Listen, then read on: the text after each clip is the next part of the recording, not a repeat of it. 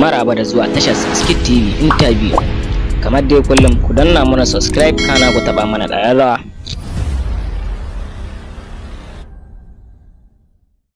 Baiwa Allah, me yasa kike so ki ci wannan kuɗin kuma bacin ke ma kin san na haram ne? Me yasa kake bakin ciki da arzikin da Allah ya kawo mana ne?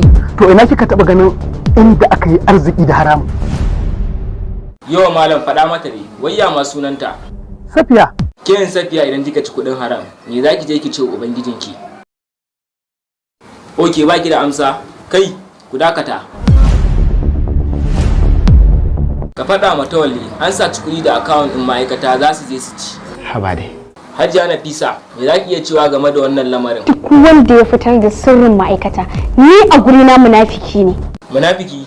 To bacin nan me za ki iya cewa? Duk yanda na kai da ɓoye faɗana da kuma wata isata, dole sai an samu wani daga cikin ku ya sa na fitar da zafi na ko? Mun gode da kallon tashar Skit TV interview. Ku haɗu da mu a wani bidiyon na gaba. Mun gode.